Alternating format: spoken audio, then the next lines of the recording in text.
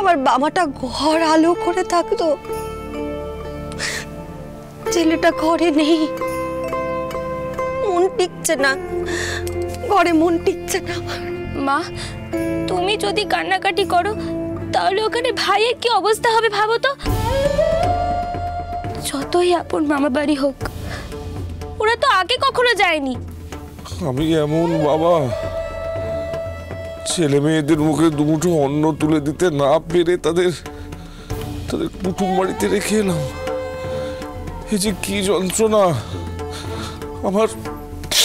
আমার বাবাকে আমি আমার চোখের সামনে দেখতে পাবো না। আমার বুকটা ফেটে যাচ্ছে, কিন্তু আমার বুকটা ফেটে যাচ্ছে।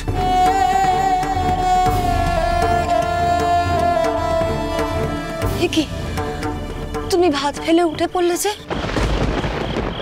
আজ রাতে এই ভাত আমার গলা দিয়ে নামবে না।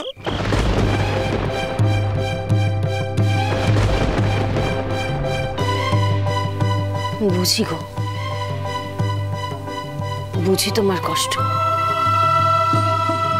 মা হয়ে সন্তানদের অন্যের ঘরে রেখে আসতে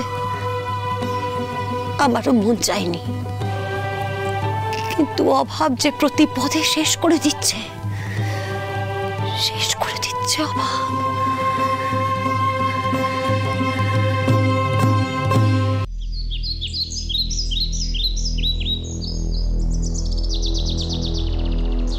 বামা, এই বামা, বামা, এই উঠে পড়। আহা থাক না, সবে তো ভোর হলো, ছেলে মানুষ একটু ঘুমোচ্ছে, ঘুমোতে দাও না। তুমি থামো, যে ঘুমোতে দাও না বলি। আর কত ঘুমাবে শুনি, কত ঘুমাবে? ও এখানে খেতে আর ঘুমোতে এসেছে আমার বাড়িতে, নাকি আমার বাড়ির কাজ করতে এসেছে? তুমি চুপ করো। আই বামা, উঠে পড়, ওঠ।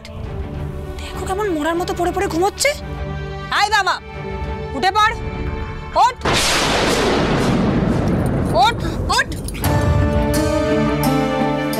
বোন, বোন ওঠ, ওঠ বোন। কি হয়েছে মামি? কি হয়েছে মামি? শুকা শয় না না, বেলা অবধি পড়ে পড়ে ঘুমালে চলবে? যা পুকুর থেকে জল নিয়ে আয়, তো দাদা স্নান করবে। আর দুর্গা, উঠোনটা ঝাঁপ দিয়ে দে, যা।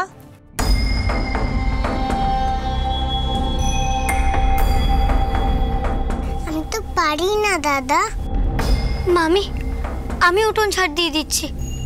বোন তো ছোট, ও পারবে না। দাদা খিদে পেয়েছে। মামি, মামি বোনের খুব খিদে পেয়েছে, রাতে তো তেমন কিছু খায়নি। ও মা গো, রাতে গান্ডে পিন্টে গিলে এখন বলছে কিনা তেমন কিছু খায়নি।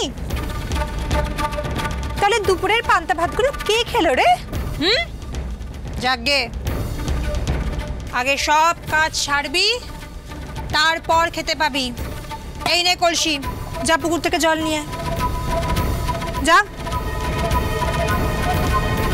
আগে উঠোন ঝাড় দেবো, তারপর জল নিয়ে আসবো।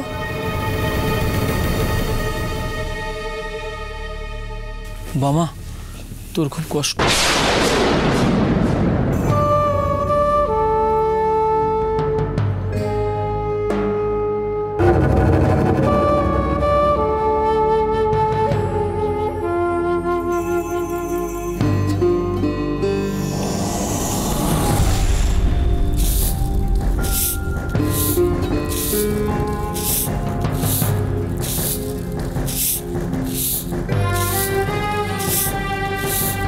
কর্তামশাই, ও এসছিস তুই? এসছিস, শোন না, ভালো সময় এসছিস তুই। আজকে ওই জমির সব আগাছা পরিষ্কার করতে হবে, বুঝতে পেরেছিস? না, আজ থেকে 1 মাস ও কোনো কাজ করবে না। তুমি ওকে যেতে বলো।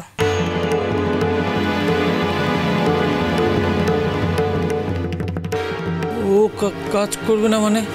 ও কাজ করবে না মানে তুমি কি বলছো? তাহলে জমির অত কাজ, মাটি কাটা, ওসব কে করবে? কেন, তোমার ভাগ্নে? সে তো জমিদারের সুখী বেটা নয় যে শুধু দুবেলা খাবে। ঘরের তো মাত্র কটা কাজ, তার সঙ্গে জমি জমার কাজ করতে পারবে না? মামি, মাটি কাটা, মাথায় করে ধান নিয়ে আসা, এসব তো কোনোদিন করিনি মামি। ওই জন্যই তো তোদের সংসারের আজ এই অবস্থা। গায়ে গতরে খাটলে মানুষ দুটো পয়সার মুখ দেখে, আর তোদের বাবা গায়ে গতরে কাজ করার বালাই নেই, গান গেয়ে গেয়ে বেড়াচ্ছে। আর তোর মা কি ভেবেছে তার ভাই তোদের মানুষ করার দায় নেবে, তাই না? ওটি তো হবে না বাবা বামাচরণ। ওটুকু ছেলেকে এসব বলছো কেন? ওকে এসব কিছু বোঝে?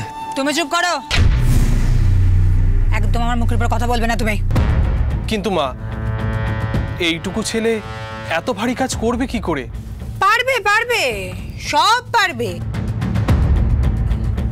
আর একদিন না পারলে যখন খাবার জুটবে না, তারপর দিন থেকে সব ভারী কাজ শিখে যাবে।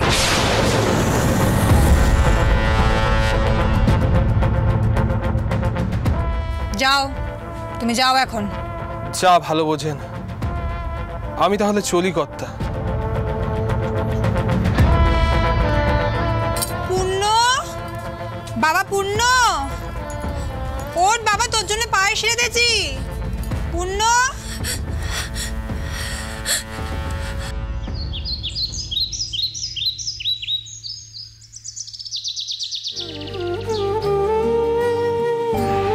তোর মামির কথায় রাগ করিস না বাবা। তোর মামি একটু কড়া কথা বলে ঠিকই, তুই একটু কষ্ট করে মানিয়ে নে। না হলে যে তোদের দুজনকে আমি এখানে রাখতে পারব।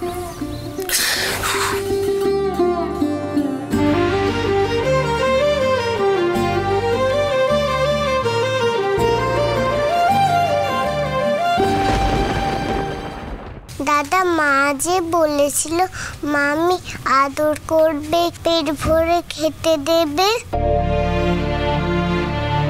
কেন এমন বলছে জানি না রে বোন, কিন্তু মামি যা বলছে তা আমার শুনতে হবে রে বোন, নইলে তাড়িয়ে দেবে আমাদের। ঘরে ফিরে গেলে বাবা মায়ের কষ্ট বাড়বে। কিন্তু দাদা, আমরা তো ছোট, বড়দের মতন কাজ করব কেমন করে?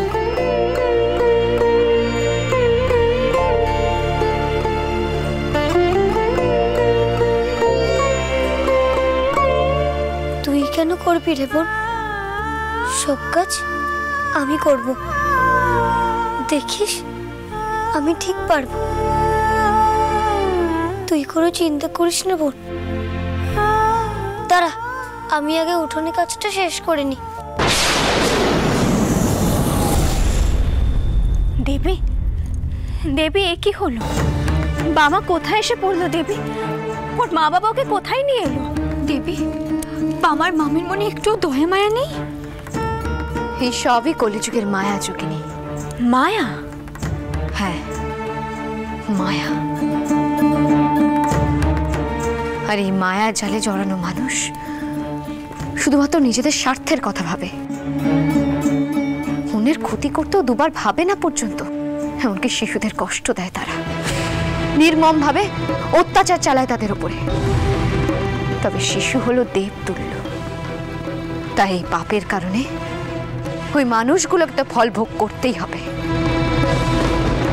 দেবী, আমার বাবা মা? তারাও বুঝবে। এই সবই হলো আসলে কালের, অর্থাৎ সময়ের নিয়ম। কিন্তু আমার তো কষ্ট হচ্ছে এই ভেবে, আমার প্রিয় পুত্র বামাকে কত যন্ত্রণাই না সহ্য করতে হবে। দেবী, সব সহ্য করতে হবে বামাকে।